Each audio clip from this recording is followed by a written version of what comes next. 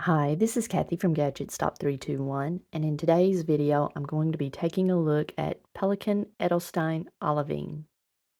I'll do a writing sample with Olivine on my 52 GSM Tomoe River paper using a variety of pens and nib sizes ranging from a 1.5 stub nib to a Pilot extra fine. I'll take a look at some writing samples that I did on other types of paper. I'll compare Pelikan Edelstein Olivine to several other olive-colored inks from my collection. And finally, I'll take a look at the results of my water resistance test. Pelikan Edelstein Olivine came off the nib of my glass dip pen nice and uniformly. The swatch that I made with tweezers was nice and crisp on this Tomoe River paper and very uniform in color, but on some of the other papers, I saw some potential for shading. The drip at the end of the swatch has a very thin halo of almost pink or red sheen, but I'm not seeing that in any of the other writing with the dip nib. But I am seeing some shading with the dip nib, and I'm seeing a little bit of just a halo of darker ink in some of the heavier areas. I'm going to begin with my Jinhao X750. It has a 1.5 stainless steel stub nib.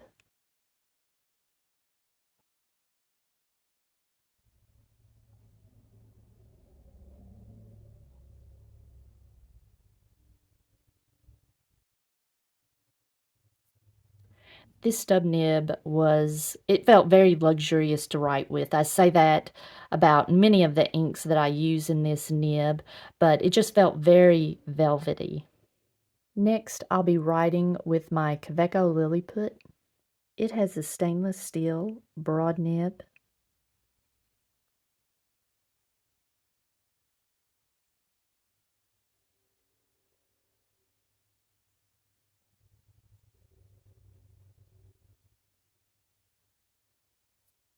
A lot of times this Caveco broad nib feels glassy smooth. I would characterize this one as chalky, and I'm going to see what the reverse writing feels like.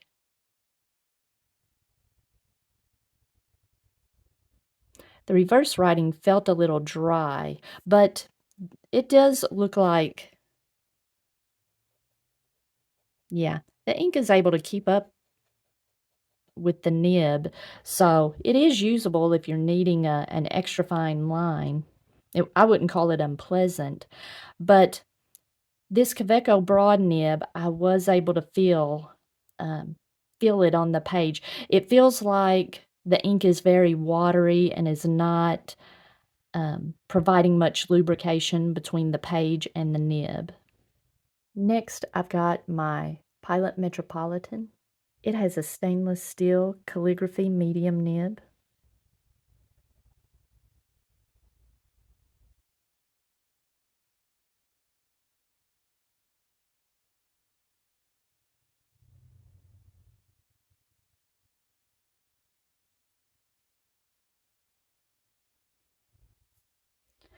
It felt pretty nice on this paper, but this nib and ink combination on some of the other papers that I'm going to look at in a minute tended to feel dry. Now this, you can see this ink is kind of dry in this nib, but it wasn't unpleasant. Next, I'll be writing with a Pilot Explorer. It has a stainless steel medium nib. A bit of a hard start there.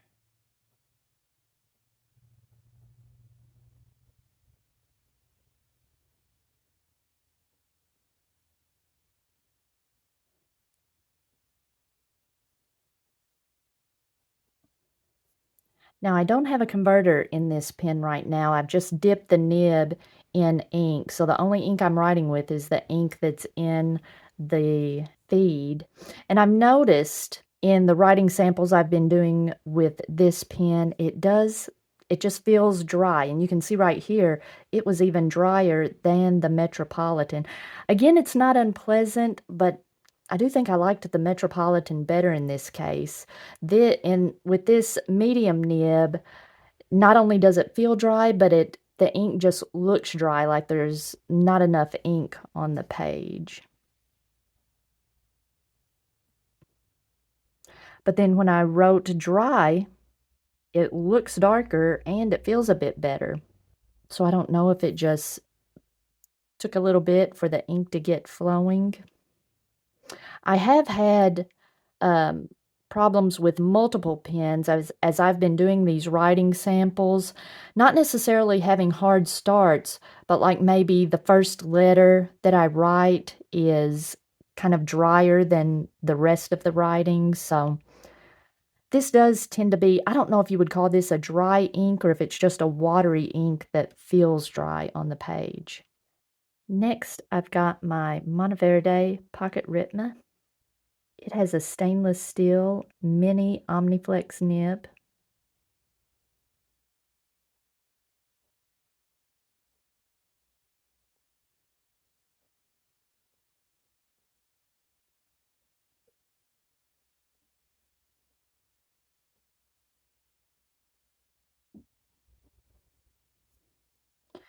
As I started testing this ink, I felt like it behaved similarly to Diamine Earl Grey. It feels like a watery ink.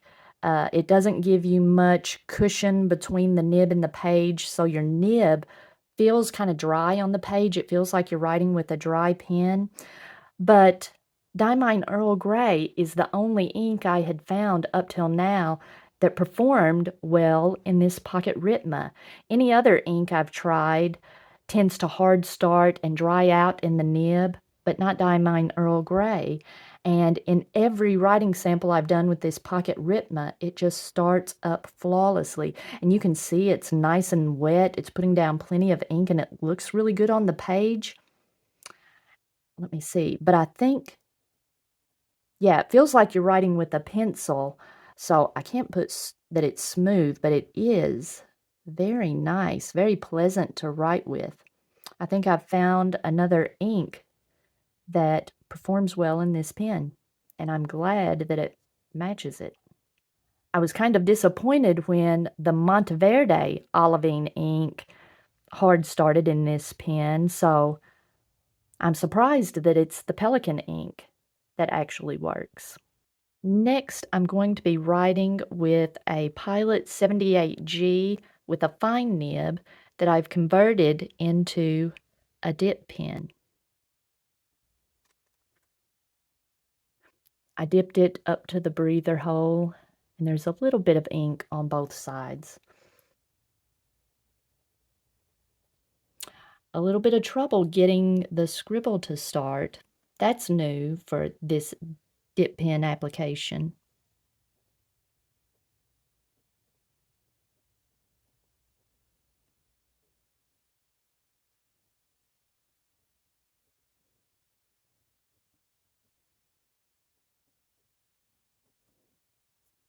Now this is quite a bit wetter than the Pilot Explorer medium nib, so I don't know if I'm going to continue using this dip nib application to test inks in my writing samples because I don't know if this is giving me a true indication of how the ink is going to flow out of the nib when it has a feed in place, but this is nice for just playing with inks and seeing how it feels in the nib.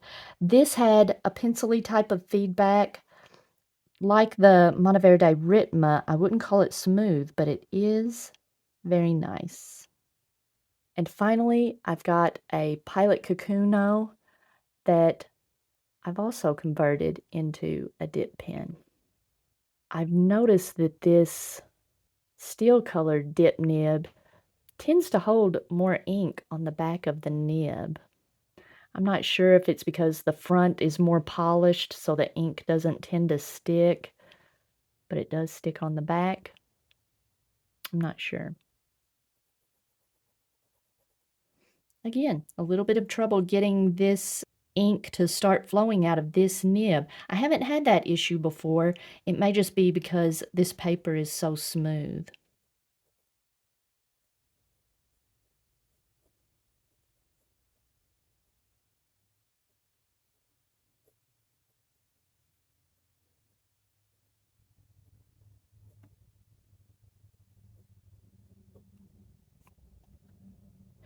Maybe a little bit wetter than you normally would see if you had a feed in place, but I do feel like this extra fine, just the nib, performs more like a nib and feed than the other pens did when I tested them without the feed, when I tested them just as a dip pen. But I would say that this ink, again, feels nice in this nib. Okay, while that dries, let's take a look at some of the other writing samples. On my Rhodia paper, you can see that the ink came out of the tweezers on my tweezer swatch, came out in a big blob at first, so you can see how dark the ink will be in maybe a wetter nib, and then you can see in the drier nibs, you're going to get more of a lighter color, and you see that in the Pilot Explorer, where it's a little bit lighter, and then the Monteverde Rhythma, I spelled pocket wrong. In the Pocket Rhythma, it was a wetter writing pen, so you got more of this darker color. The stub nib and the Caveco and the Pilot Metropolitan had a little trouble grabbing the paper at first, but I had just inked them up. Once they started writing, I didn't have any more trouble with hard starts. But the large stub nib just felt like velvet. It was very nice, kind of like we saw on the Tomoe River paper. The Caveco, surprisingly, wasn't as smooth as I'm used to with most inks, and I explained earlier why I thought that was. It felt chalky, but not a pleasant kind of chalky. It was just okay on this paper. On the Pilot Metropolitan, it felt dry. Surprisingly, it doesn't look like it was that dry. The Explorer looked like it was putting down much less ink, but you can see on everything except for the downstroke, it's just putting very little ink on the page and didn't feel very pleasant, at least on this paper. The Explorer felt dry and it looks, kind of pale, so it looks dry. The Monteverde Rhythma, I think, was my favorite for just everyday writing. This big stub nib, I just use it for playing with ink. It felt nice, but I wouldn't use it for journaling or anything like that. So I'm liking how this performed in the Rhythma. The 78G with the fine nib and the Cocoono with the extra fine nib, they were nice, but they might be putting down more ink than it would if I actually had the feed in there, if I can use the Explorer as any judge of that. The writing sample that I did on copy paper turned out fairly nice. When I first started writing with the 1.5 stub nib, I thought, uh-oh, because it looked like the ink was spreading a little bit, but it ended up not spreading very much, and it's not very feathery. Oddly enough, the Caveco felt really nice on this paper. The reverse writing felt a little dry, but it was, very usable. The Pilot Metropolitan did pretty good. It felt smooth. The Explorer, I put smooth exclamation point and dry. It was a little unpleasant, it felt like I was writing with a dry nib and it was, smooth. But I guess it performed okay. It looks okay. The Pocket Rhythma was smooth and it looks really good. The reverse writing was great, so you've got a very versatile nib there. The 78G with the fine nib felt nice and smooth, and the Cocoono felt very nice for an extra fine nib. And Pelikan Edelstein Olivine did not bleed through the paper at all, but I want to compare that to Monteverde Olivine. Monteverde Olivine came through the paper quite a bit more. The writing sample that I did in my old Leuchtturm bullet journal, again, the 1.5 stub nib had a little trouble grabbing the paper at first, but once it grabbed the paper, it was nice and luxurious to write with. And you can see how Pelikan Olivine compares to Monteverde Olivine. The Monteverde ink has a bit more yellow in it, and you can see more blue in the Pelikan ink. Both of these inks are pretty dark. In this lighting, you may not be able to see it, but there is some very subtle shading. When I went through and started picking out olive-colored inks or inks, near that color family, I had quite a few. Green is probably my favorite color fountain pen ink. And let's see, the closest I had was Diamine Green Black. And let me zoom in here a little bit. Not exactly the same, but in the writing, they look very similar. I wanted to go ahead and show a true green, Caveco Palm Green. So you can see, yeah, when you look at it next to a regular green, you do see a little bit of the yellow coming out. Now, Private Reserve Avocado, I'm seeing more yellow in this one, and it's making this one seem more blue. Monteverde Olivine, I already mentioned earlier, looks more yellow. And I'm not seeing as much blue, but it is looking more true green. Tokiwa Matsu makes this look like just regular green. Tasha Uguisu, to me, looks like an actual olive color. Alt Goldgrün is much more yellow. And I just wanted to compare two of my favorite greens. Vert Atlantide by Jacques Urban looks more gray and a little more blue and is a little less saturated. It's a lighter ink. And so is the Atramentus Jane Austen. I did a writing sample with all of the pens that I used earlier on this Tomoe River paper. Then I submerged it in water for 10 minutes. And I was expecting some blue to be left behind. With the amount of blue that I was seeing in that ink, I thought there might be a bit of water resistance, but there is even less water resistance than there was for the Monteverde Olivine. Okay, on the Tomoe River paper, nothing bled through. I'm not really seeing anything get deep into the paper and even getting close to bleeding through, but it is a dark ink, so there is quite a bit of show through. I'm not seeing any sheen in any of the writing samples. There is some subtle shading, and it may not show up in the camera, but the Caveco broad nib, I really like the shading that I'm seeing in it. In my favorite nib, the Pocket Rhythma, there is less shading. There's just a bit, but the ink is nice and dark and nice and wet and was very pleasant to write with. And I didn't have any trouble with hard starts, so I'm very happy about that.